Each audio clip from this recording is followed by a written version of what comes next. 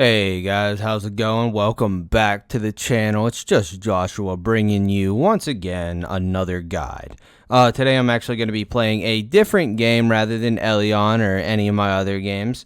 I'm going to be playing a mobile game. I know a little bit out of the ordinary. I know some of you don't like it, so if you're like, mobile game, I'm leaving, I'm quitting, you can go ahead and just leave. I appreciate the support. It might not be for you, but for other people, this is a really nice passive game that I play on the side and to waste time when I'm out with my girl, doing things. And this is Lord of the Rings Rise to War.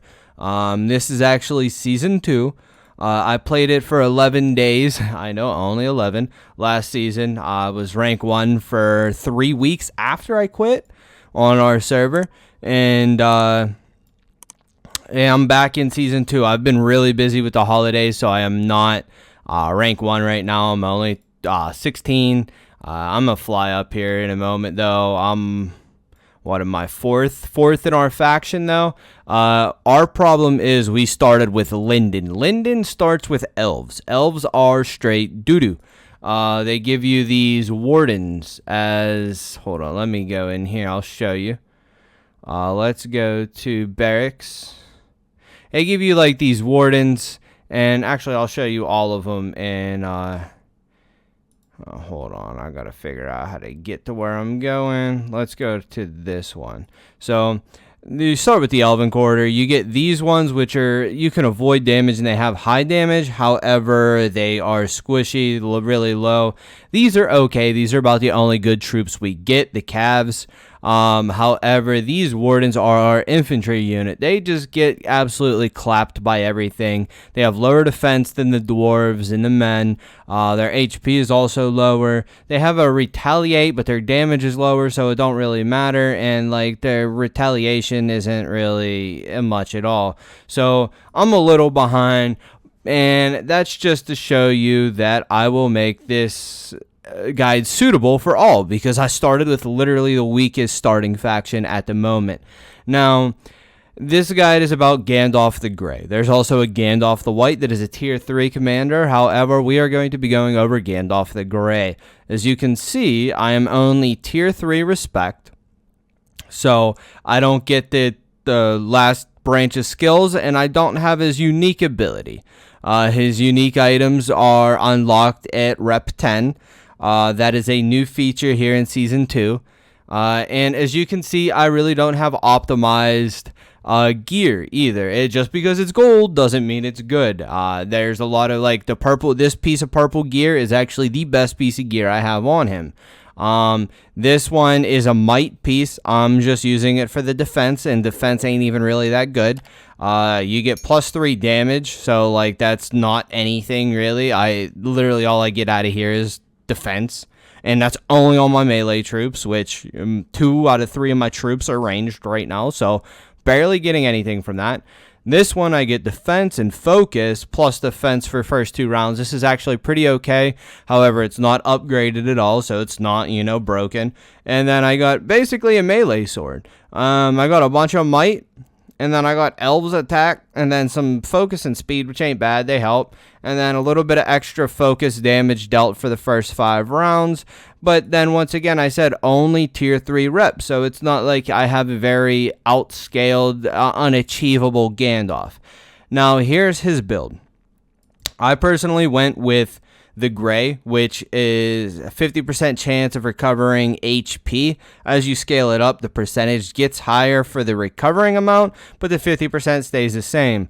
Once you get 15 out of 15, you get +15 focus.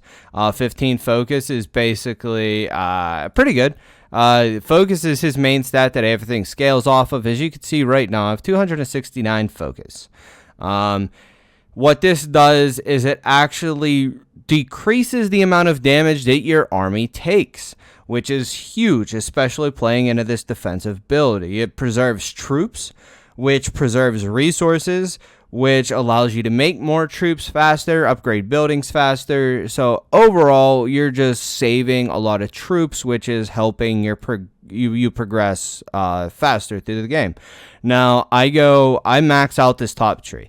I do the fleeting movements, which 2 allied units have a 75% chance of avoiding the next instance of damage. So over half of your army can actually avoid all that damage that time. 2 allied units, by the way, that does not mean like 2 of your knights will do it. An allied unit counts for, hold on, I'll just show you so you can understand better, because it actually took me a while to understand this. So if I go to my army, let's go to, we'll do this one. Let's see if I have enough units to, yeah, okay, so we'll do this real quick and then I'll just exit out. So I have, I have these hunters, these knights, and these spearmen. So 2 units would be all my knights and all my spearmen, or all my spearmen and my hunters. It would be 2 of the types out of the 3. So basically that would say that 66% of your army avoided all damage that turn. So only 1 of your types would take damage, which is huge.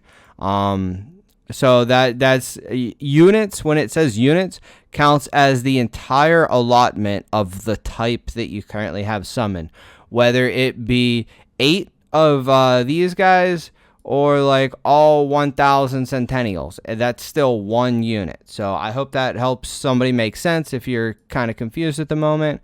But that's what that is. So let's go back to Gandalf real quick and go back to his skills. So that's a 75% chance of avoiding all damage. And then we have Blindside.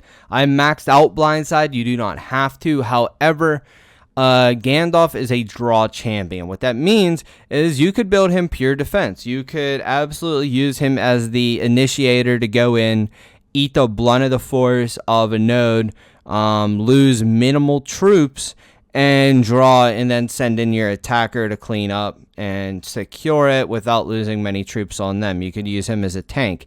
However, I like to use him as a node soloer, so I built him for a little bit of damage as well. So I built this for focus damage, and it also stuns for 1 round. Which that means Blindside's pretty good. It scales off of focus, and the higher I scale my focus, which, Gray gives and a couple other things give, the more damage I can do, plus the stun. When you stun, you're alleviating damage. If an enemy is stunned, that means it cannot attack, meaning you do not take damage, which means you don't have to heal. So it helps relieve a lot of the output that they give you. Now I have Wizard.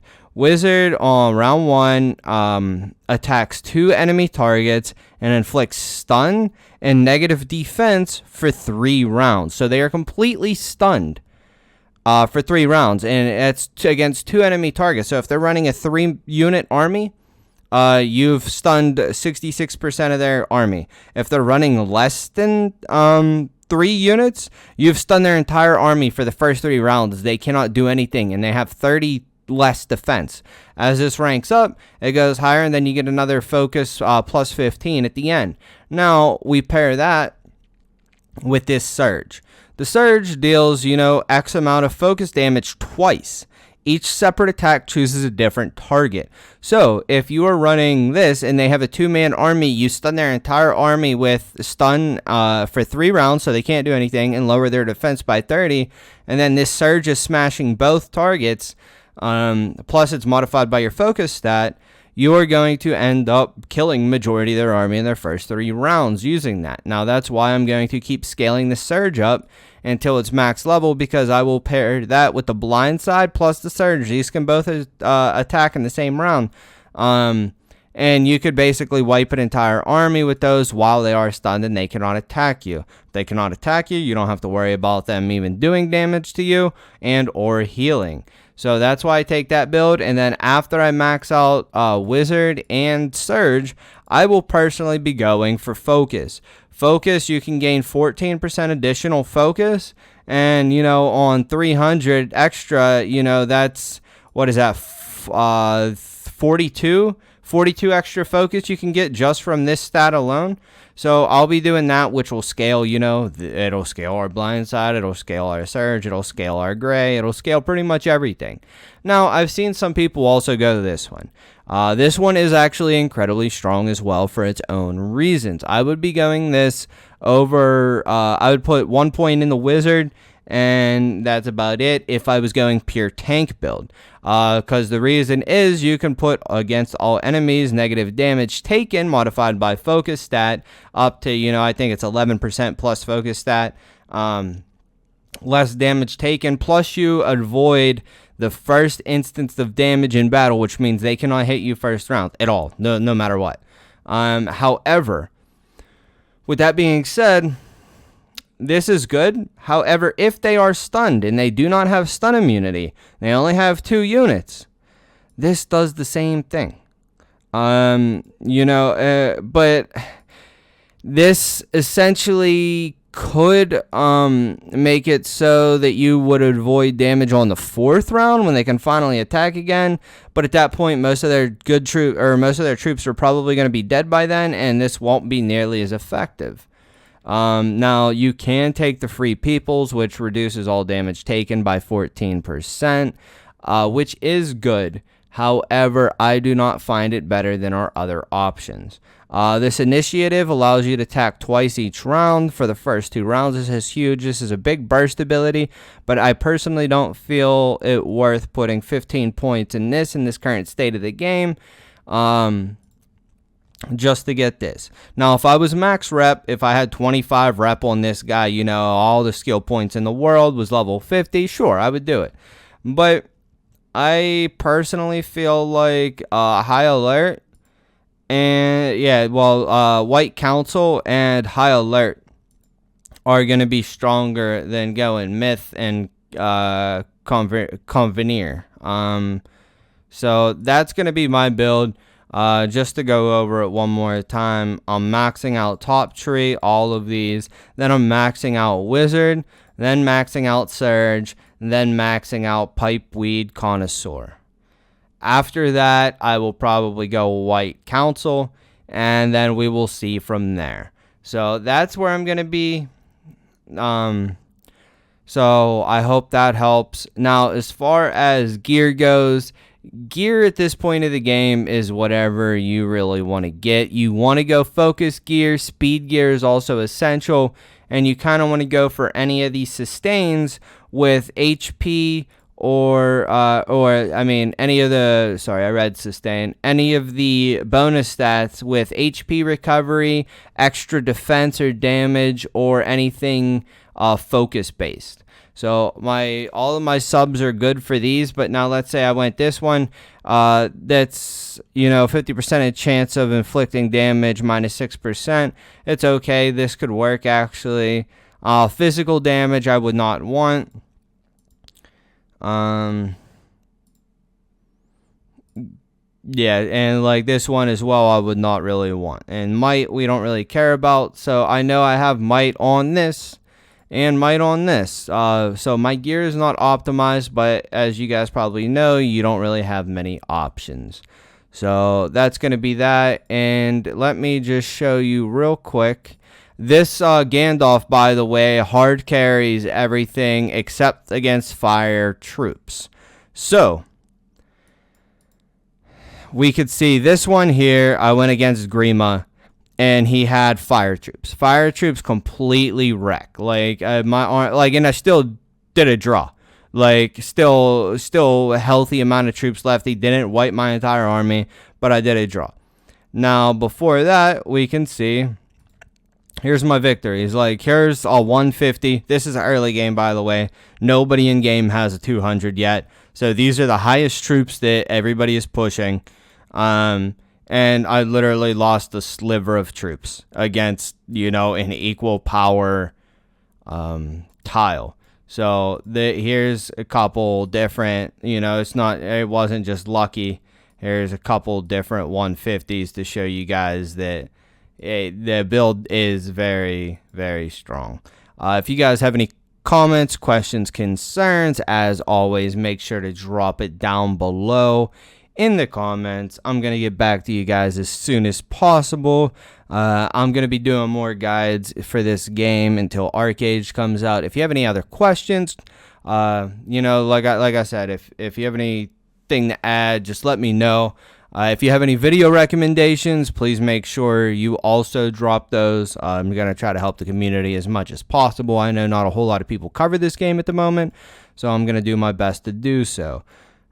But thanks for watching. Make sure to like and subscribe as always, and it's just Joshua signing out.